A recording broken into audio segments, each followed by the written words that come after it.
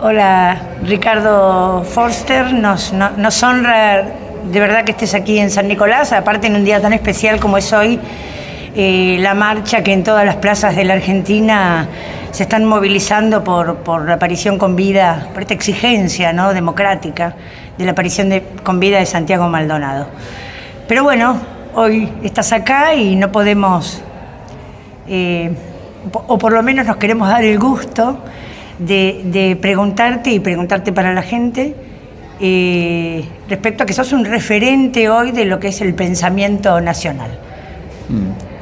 A ver, yo me siento alguien que participa activamente, como muchísimos argentinos y argentinas, en un proyecto de transformación del país en un sentido emancipatorio, más igualitario, hermanado con nuestro destino sudamericano, y que hoy estamos en un momento extremadamente difícil, complejo y regresivo, y por lo tanto hay que redoblar los esfuerzos, hay que construir espacios de participación, de confluencia, para dar una pelea que es a contracorriente contra un poder que hoy ha hecho confluir en la Argentina, quizás como nunca antes, salvo en tiempos de dictadura, todos los poderes en uno: poder económico, poder mediático, poder judicial. Y nosotros que tenemos que defender los derechos, las conquistas, tenemos que volver a reclamar, como ya no imaginábamos que íbamos a hacerlo, por la aparición con vida de Santiago Maldonado, escuchar a las madres, a las abuelas, estando allí como siempre al frente de las luchas más profundas y genuinas de nuestra historia, reclamándole al gobierno nacional que se haga cargo de que una fuerza propia, la Gendarmería, secuestró y ha hecho desaparecer, una palabra maldita y terrible en nuestra memoria, a Santiago Maldonado. Entonces soy simplemente alguien que es parte de una historia que es más profunda, que por supuesto viene de lo más hondo de nuestro país, que tiene que ver con la lucha de muchas generaciones, casi desde el momento de nuestra independencia, por construir una patria más justa, más libre, más soberana. Y hoy el macrismo representa todo lo contrario, es el gran antagonista de una patria para todos. Cuando Cristina Kirchner decía "la patria es el otro", y en esa frase condensaba una mirada del mundo, un reconocimiento del más débil, y el más débil como portador de derechos, y pensaba la sociedad en términos de una distribución más justa, pensaba en la idea de la justicia social, en la idea de una ampliación de la participación democrática. Todo eso es lo que el macrismo viene a revertir en la Argentina. Entonces creo que hoy la batalla es esencial, decisiva. Estamos en medio del camino a las elecciones de octubre, donde se van a jugar cosas muy importantes. La más importante de todas es tratar de generar una masa crítica que pueda frenar el avance destructivo de las políticas del gobierno nacional. Así que bueno, en eso estamos. Bueno, es importante y como te refería antes, bueno, nos honra que un pensador de tu talla hoy esté visitando San Nicolás. Pero hoy también hay algunas cosas para por lo menos, no sé si discutir, pero sí ponerlo a consideración de todos, ¿no? Que es este nuevo deseo, porque de alguna manera creo que esta brutal necesidad de la derecha de robarnos la historia, de robarnos la memoria, ¿no? Sí. De golpearnos. Sí, pero esta es una constante de la derecha, y sobre todo de la derecha neoliberal: pasteurizar, aplanar, quitarle espesor, vaciar el contenido de la memoria colectiva, de nuestra memoria histórica, trivializarla, banalizarla, poner en discusión los 30.000 desaparecidos. Tiene que ver con esta idea también, ¿no? Convertir algo clave de nuestra historia en un debate menor sobre cifras. Todo eso tiene que ver con un proyecto que necesita despolitizar a la sociedad, que necesita quebrarle su capacidad de memoria respecto a su historia, a sus experiencias, a esos otros momentos en los que en el país se construyeron proyectos que buscaron una mejor distribución de la renta, que buscaron y generaron ampliación de derechos, ampliación de ciudadanía, que tuvieron que ver con la idea de justicia social. Es decir, la derecha intenta que esta sea una sociedad de personas que solamente cuando puedan se dedican al consumo y que no tengan ninguna inclinación a la participación, a estar allí donde hay que estar a la hora de defender intereses comunes, colectivos, que piensen en términos de fragmentación, de ruptura de lo común, de lo compartido, de lo solidario, y más bien coloca una agenda ligada a lo pragmático, ligada al individualismo, que gira alrededor de una mirada egocéntrica, donde cada uno tiene que estar mirándose permanentemente el ombligo y donde se despreocupa absolutamente de la suerte del otro. Nosotros venimos de otra historia, una historia que tiene que ver con un espacio compartido, una reivindicación de lo público, una profunda reivindicación del Estado ocupándose fundamentalmente de los más débiles, la idea de que una sociedad se construye en la medida en que todos alcanzan formas dignas de vivir y no una sociedad se construye concentrando la riqueza en unos pocos, generando y ampliando la miseria de las grandes mayorías. Creo, estoy convencido y lo estamos viendo cotidianamente, que el macrismo representa el proyecto de una derecha regresiva, una profunda restauración neoliberal en nuestro país. Es un retorno bajo nuevas condiciones a una suerte de mix entre el viejo proyecto dictatorial que llevó adelante Martínez de Hoz y el proyecto neoliberal que inició Menem, Cavallo y siguió la Alianza en los años 90. Y eso significa cosas muy claras y muy visibles para la mayoría de las personas. Extranjerización de la economía, desindustrialización, pérdida de fuentes del trabajo, caída de la capacidad adquisitiva de los salarios, destrucción de derechos, debilitamiento del Estado, privatización, porque apenas tengan lo que ellos necesitan, que es una mayor habilitación, van a avanzar sobre el sistema jubilatorio. Si pudiesen, también van a avanzar sobre algunas de las empresas que se recuperaron en los años de Cristina Kirchner, porque su ideal de sociedad es una sociedad, lo ha dicho Macri, él imagina que la Argentina ya no debe ser el granero del mundo, como era con la generación de la oligarquía del primer centenario, sino que ahora debiera ser el supermercado del mundo.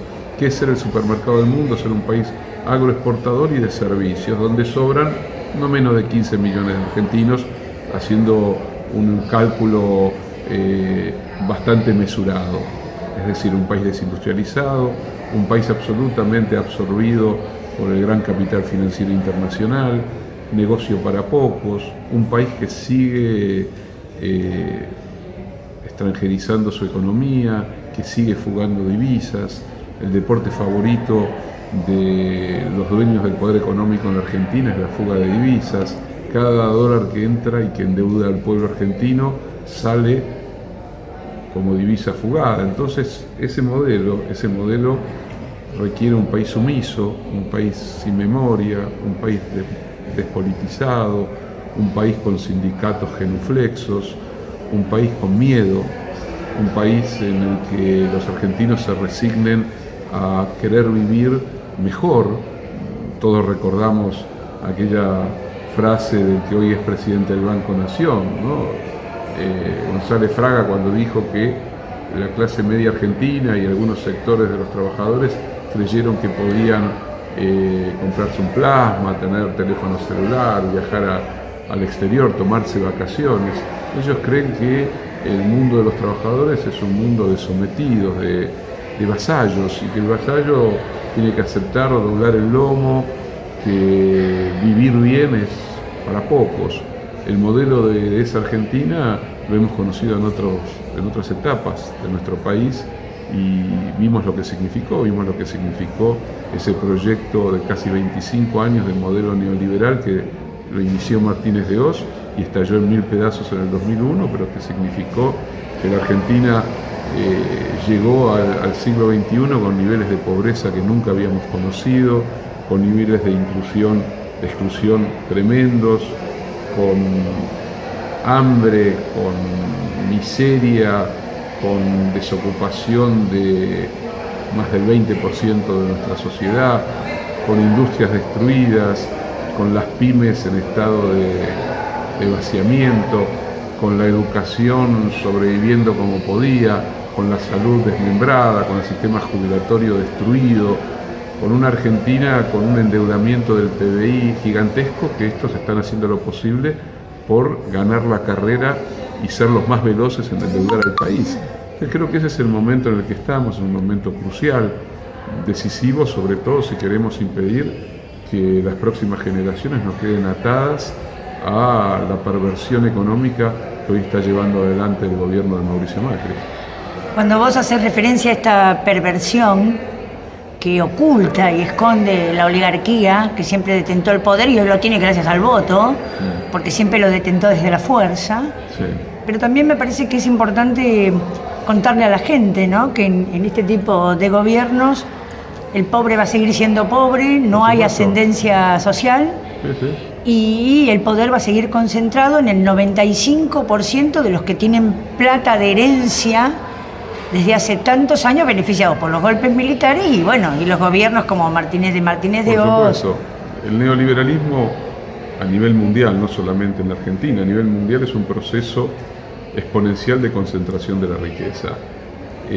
Unas pocas fortunas, no más allá de 100 personas individuales, son los dueños de más del 50% de la renta total de la humanidad.